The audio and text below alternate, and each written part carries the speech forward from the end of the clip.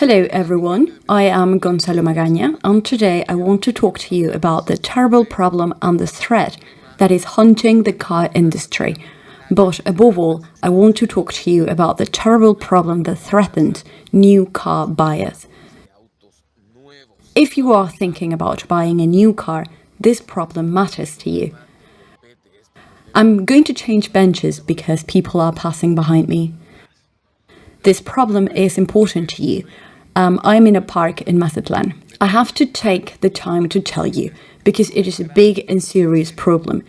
It is a problem that is worth solving, or at least be aware of it, to mitigate the negative effects of this problem that threatens new car buyers, especially if you're thinking of buying a new car. In a few moments, we will start with question and answer sessions in the chat, but first, let's talk about the terrible problem. It has to do with the world, it has to do with COVID, it has to do with economics, baptism, circumcision, and whatever.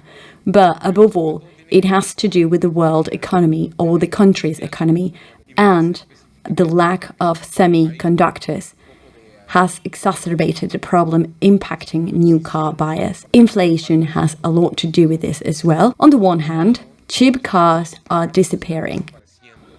If you pay attention, you will notice that it is very difficult to find new cars for less than 200,000 Mexican pesos, which are around 9,000 or 10,000 US dollars, which is already causing problems for many families who have few resources and are looking to buy their first new car. On the other hand, there is the shortage of semiconductors, which results in a waiting list if you're looking to buy a new car. There is a lot of demand and a lot of people who want to buy a new car in all ranges, but there are few units available. Because of the shortage of semiconductors and supply chain, and ultimately, the problem also has to do with COVID. The issues that the pandemic caused, supply chain, semiconductors, isolation of people, etc., not only affects the car industry, but all of them, really. Thus, an increase in inflation. Many economists worldwide are beginning to issue forecasts of rising inflation, especially in the USA. And if the USA gets the flu, as Latin America says, we get pneumonia. That's something we used to say, but it's still relevant to some extent. So, an increased inflation in the USA affects our country, the rest of Latin America, and the world. Therefore, in addition to the consequences of COVID, car prices will continue to rise. So, not only will cheap cars continue to disappear, they will also increase in price. We're going to see an increase in interest rates, and we're going to see more people finding it harder to buy a new car, because even though inflation and vehicle prices are increasing, you know better than I do that salaries are not rising proportionately, which makes it difficult for families to buy a new car. We can see it today. People under 30 are hesitating to buy a new car. They buy pre-owned or don't even think about buying a new car. They think Uber, Didi or other platforms can satisfy their transport need, which is true, but if you do the maths, then you will realize that what you spend on Uber, Didi or any other ride-sharing platforms can cost you as much per month as a payment of a cheap new car. An affordable car such as Mitsubishi Mirage or Fiat Mobi, Renault Kwid, Nissan March, or any new small cars still on sale today. However, these small, new and affordable cars are disappearing from the market because they represent little profit margin for brands, and in a situation of economic crisis in which sales have been impacted in the last months and years because of the pandemic, what brands are looking for is not to go bankrupt, and for that they have to implement strategies. And one of these strategies is to raise the price of the cars a little and take the cars that do not have such a profit margin out of the market. And that is why in my country, Mexico, small cars or saloons are already disappearing. For instance, Ford no longer has a single saloon for sale in Mexico other than Figo, and it won't last long. Maybe until next year, when the inventory runs out, and that is it. The only other Ford car that is not an SUV or a pickup is Mustang. Nothing else. So the market trend is very strong. Some say sedans will never go away, but that's a debate for another video. Tell me about it here in the comments. Tell me what you think. I'm interested to know what you think. But there is a very strong trend towards SUVs. We can see it today. Chevrolet has launched the new Groove, which is a slightly more affordable and smaller SUV than Tracker. It is the entry-level SUV. Renault, as far as I can remember, has no saloons for sale at the moment. Does, it's probably one, and the rest are just SUVs. I repeat, in my country. So the trend towards SUV production is very strong. By definition, there are cars that are sold with a higher price tag than their saloons or hatchback counterpart. And in the future, if we're lucky, we're going to see more micro SUVs or hatchbacks, but with higher suspensions, a little bit a higher price as well. Or, as we are seeing now, SUVs based on the saloon and hatchbacks platforms. As is the case with several brands, such as the Volkswagen T-Cross, which shares a platform with some of Volkswagen saloons, but has a slightly higher suspension, a different body, and that's why it's priced a bit higher. Whether it's not worth buying these SUVs for the price is a subject for another video, because it depends a lot on the family. Some people think it is worth paying more for a compact SUV that is based on the platform of a saloon or hatchback, with a slightly higher suspension. Some other people say it isn't. I personally think it is. Well, if you live in a city with very bad roads like Mazatlan or with motorways in a very bad condition, the extra height will allow the suspension to last longer, to be a bit more robust, so you won't hit against most things or the minor floods are not a problem, at least better than a saloon, etc. So it is complicated, it's a complicated issue, and inflation is going to complicate things a lot more, and people are starting to check on pre-owned cars as an option to buy. But people selling pre-owned cars are realizing the demand for these vehicles and are also rising the prices. It misleadingly appears that this is a market where sellers are earning more, but their reality is that there is not enough inventory to meet the needs of all people who are looking to buy a new car today, which puts economic pressure on the system. Having said all of this, what can we do? I will give you some recommendations. First of all, if you have a little money at the moment and your household economy is not bad, like badly affected, before inflation takes off, you have to do the numbers first, because no one knows better than yourself what is best for your family. And I don't want you to blame me afterward. So it might be convenient that it might be a good idea to buy a car with the extra money that you have before inflation kicks in. Because when it does, in a few months' time, vehicle costs will continue to rise, but wages or salaries will not.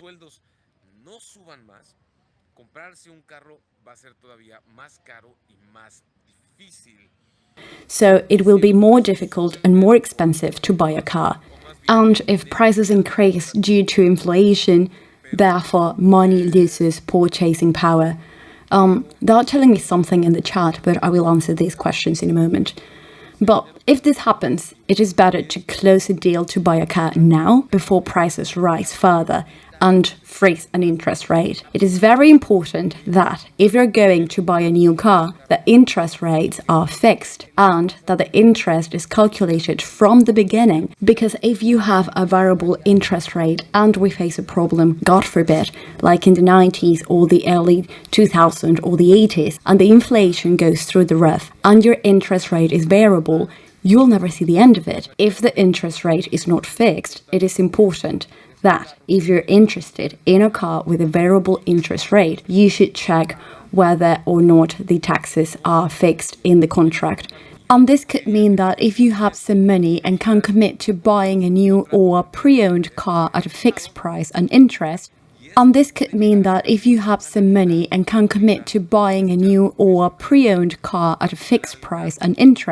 at least you will have the opportunity to have the car that will help you in your day-on-day life, even if the inflation rises and the situation gets a little bit more difficult. I understand that this is not the best news for every family out there. I know that what we all want to hear is that prices are going to go down and the salaries will go up. Inflation will be controlled, the car industry will recover, and we will be happy and live well.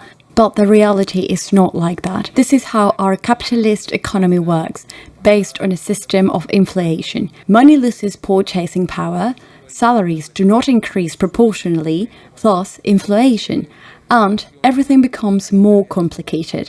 So, if it is in your power to do something before the end of the year and money will not be a problem to pay monthly, it might make sense to buy a car now, even if there is a shortage and a waiting list. It is difficult and sometimes they don't have the car or the model that you want, maybe even the color that you want. But yes, Alfred Ruiz is asking a question, so let's start answering everyone on the chat. Alfred Ruiz says car prices are not fixed because of waiting times, and if the price goes up, they change it. Well, in some brands and contracts, it is fixed. In others, it is not. It is worth doing your own research. Sometimes we think that what we ask on one agency or brand is going to apply to all of them, and that is not necessarily the case. If you really want to answer your question, you will have to visit dealerships, or at least ask for information online. I know it can be annoying and really tiring to leave your contact information and be bothered on WhatsApp, because then you are pressure to buy a car, but the time to get informed is now. The question you have to ask are not just about the price, down payment, monthly payment and requirements, but also on the interest rate, whether it is fixed or variable. The other question you need to ask about the price is whether it is fixed after the down payment, and I am sure you will find a few brands where you can protect yourself after giving the down payment. But not all of them, and it is important that they do this because prices will continue to rise. And on the other hand, small or cheap cars are going to continue to disappear. Maybe in the future, the brands will once again offer very affordable entry-level vehicles, but by then, inflation will have hit us and we will be experiencing economic consequences in the world, and everything is going to be more complicated. This is my message to you, fellas.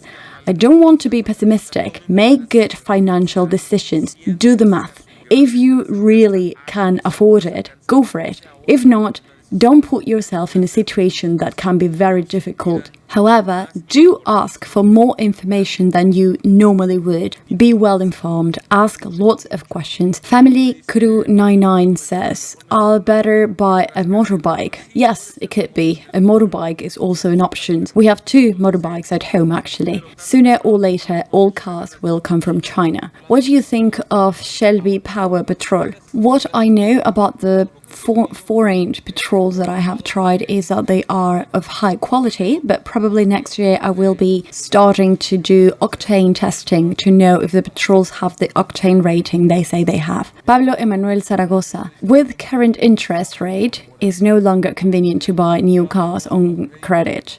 You end up paying twice as much for the car, and when you finish paying for it, it will be worth less than half as much. Well, in general, ever since car financing was invented, sorry, these are my swimming shorts.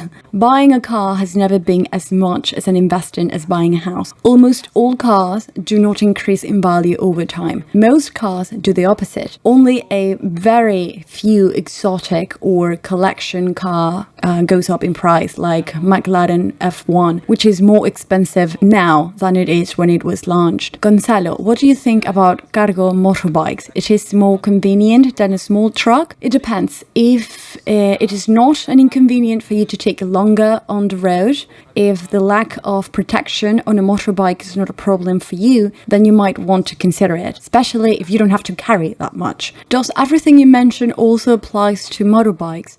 In most cases, mate, it does apply to motorbikes. Inflation affects everything. In fact, if you check recent news, you will notice that inflation has increased in the last few days in the country. So that's that. Electric vehicles are already on the agenda. Yes, we must. And to charge at home. Comisión Federal de Electricidad in Mexico allows you to have a contract for an exclusive meter for your electric car at a preferential rate. Sorry for all the swimming class stuff back there. Yes, I am that kind of person. That's why many people are looking for chocolate cars. Yes, it is an option, but reselling those cars that are not legalized is a big problem. Not only for the resale value, which is going down, it's going to be difficult for anyone to buy it. It would hardly be bought by anyone. I would hardly buy one myself. I would buy an American car duly imported into the country. But if I find it at a good price. So that's how we bought this nice Cherokee. But a chocolate car with legal problems, no. I would buy something with proper title and that I could put license plates on it. Orientación y tutoría, I agree with you. I need to change my car, and when I started looking for prices, I decided to repair it. Although it didn't turn out so well, but it is more than enough for me. Yes, mate, many people are doing the math for their family finances and realizing that in some cases it is worth spending 20 or 30,000 Mexican pesos on your car, which is what you would put down on a cheap car, but this way you don't have to pay monthly payments and thus extend the life of your own car, even if it's not brand new. That is also important. Okay, what else? I don't understand what this other person is saying. I agree with you, etc., etc.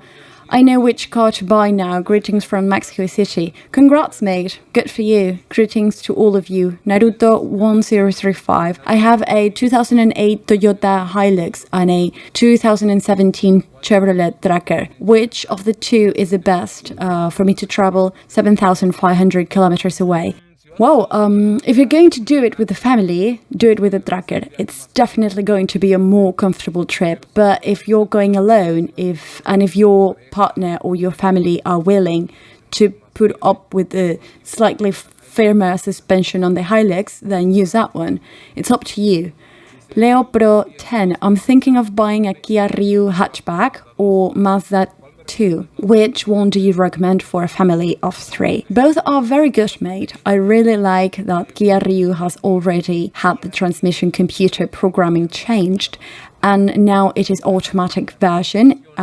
It's a little more fuel efficient than it was before, and that's a positive change. Now, I think Rio can be either automatic or manual, and Mazda 2 is also very nice and very comfortable. What do you think about Vento? Any year? Would you buy one? Yes and no, and why? I like Vento, and I think it is a very reliable car. It's a car that won't let you down even if you use it, roughly. But it will if you are negligent, like any car. Would I buy one? Yes. Why? If I were looking for a saloon car, but I am currently looking for something in my life, no. My love, what kind of car are we currently looking for? Do you really want to say it? Yes, but no make and model, just the type of car. I don't know, a hybrid? Yes, it is a hybrid, a plug-in SUV. That's what we're looking for, and a cheap one. That's right, a cheap one, for free if possible. But no, there isn't such a thing.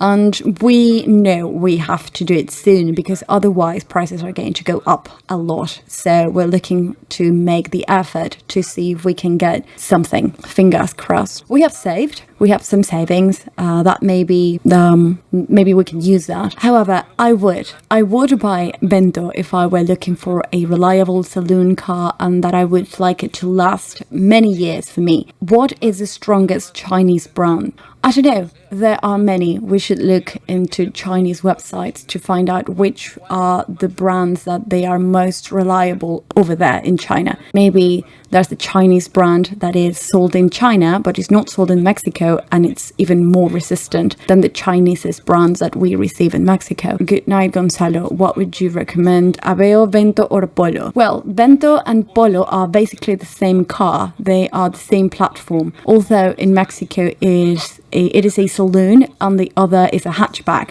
Aveo is pure saloon car. So if you're looking to save the most money, Aveo. But if you're looking for more reliable and to use the car for many years and a more solid structure, could be Vento or Polo. It depends on what you want. All right, fellas, thank you very much for joining me today. Think about what we talked today and what's coming. Be prepared for what's coming. And if you have the money, now is the time to try to avoid the negative impacts of inflation. See you on the next video.